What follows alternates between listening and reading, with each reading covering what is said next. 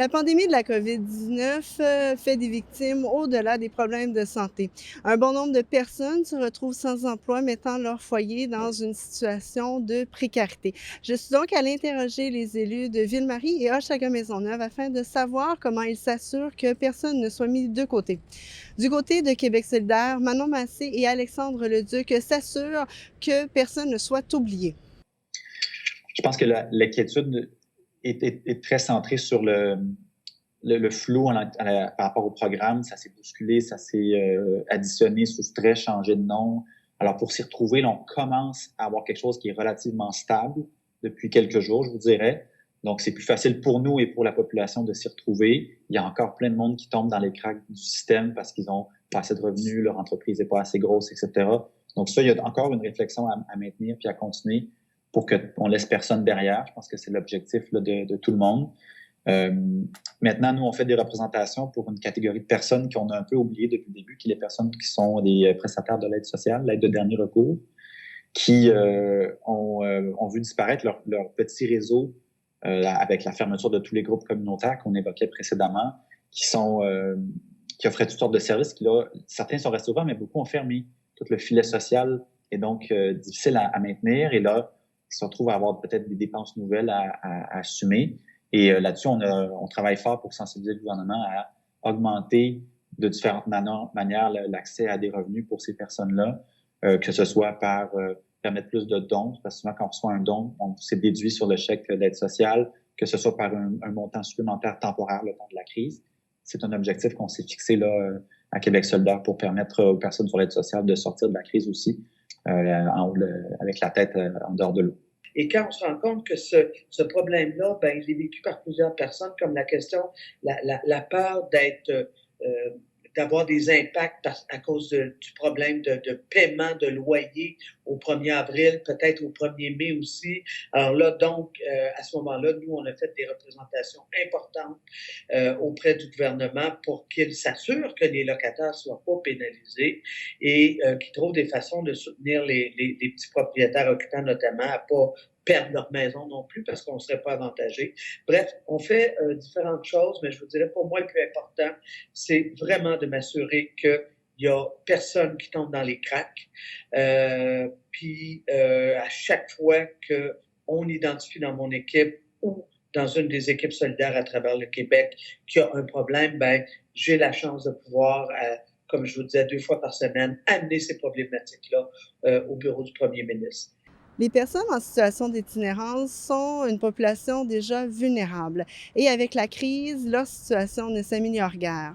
Du côté municipal, le conseiller Robert Baudry nous dit qu'il met tout en œuvre afin d'assurer que les services à cette population soient adéquats. Entre autres, ils ont ouvert un bon nombre de refuges temporaires, comme ici, juste à l'arrière, au centre Jean-Claude Malépard. Donc, on a commencé vraiment en ciblant les plus vulnérables, donc cette population-là, en offrant des haltes, des centres de jour, justement pendant la journée, parce que la plupart des centres de jour étaient fermés. Donc, des endroits au Square Cabot, à la place Émilie-Gamelin, à la place du Canada aussi, où ces personnes-là, dans la journée, peuvent recevoir des services alimentaires et des services d'écoute, d'aide, de référence. On a aussi offert des refuges. Donc, on a mis en place des refuges temporaires qui permettaient à nos refuges de pouvoir respecter les mesures de distanciation, donc de réduire dans leur refuge les places disponibles, mais de permettre d'offrir des places pour compenser, mais aussi d'en ajouter parce qu'on le sait que les enjeux ont été décuplés au niveau de l'itinérance. Donc, on a ouvert un refuge à Guy Favreau, un refuge au YMCA Centre-Ville aussi, un autre au centre Jean-Claude Malépard. Et on a ouvert aussi des places pour confiner des personnes qui auraient contracté le COVID, qui sont en situation d'itinérance, au Royal Victoria, qui est un ancien bâtiment à la montagne qu'on utilise comme refuge de débordement là, pendant l'hiver. On a également mis des toilettes dans l'espace public parce que au niveau sanitaire, souvent les personnes itinérantes utilisaient les toilettes des commerces qui sont aujourd'hui fermés. Donc, on a mis une vingtaine de toilettes chimiques un peu partout dans l'arrondissement. Pour ce qui est du refuge, des familles qui pourraient se retrouver, par exemple, sans logement, à la rue, etc., ce qu'il faut savoir, c'est que on a un service d'aide et de référence avec l'OMH que les gens peuvent appeler directement pour obtenir de l'aide d'urgence, du référencement. On est en train de préparer nos mesures aussi face au 1er juillet. Donc, on sait qu'il y a des gens qui se cherchent des logements actuellement et qui vont avoir besoin d'hébergement temporaire. Donc, on travaille là-dessus aussi. On travaille à réquisitionner certains hôtels aussi pour de l'hébergement temporaire de personnes. Au gouvernement fédéral, c'est un bon nombre d'aides financières qui ont été rapidement déployées pour venir en aide aux nombreuses personnes se retrouvant sans emploi, ainsi qu'aux étudiants, comme nous l'explique le ministre Stephen Guilbeault. Dans notre communauté et dans le comté de Laurier-Sainte-Marie, c'est un comté où il y a des enjeux de pauvreté très importants, beaucoup d'étudiants aussi. Alors, c'est pour ça que notre gouvernement a rapidement mis en place ce qu'on appelle maintenant la prestation canadienne d'urgence. Donc, où les gens qui n'ont pas droit à l'assurance emploi, par exemple, et qui ont perdu leur travail ou qui ont vu leurs heures de travail beaucoup, beaucoup réduites à cause de la pandémie. Donc, ça donne droit à une allocation de 2 000 $ par mois. Et on a mis ça en place en l'espace de quelques semaines. Il y a plus de 8,5 millions de Canadiens et Canadiennes qui en ont fait la demande et 8,3 millions qui ont déjà reçu un montant.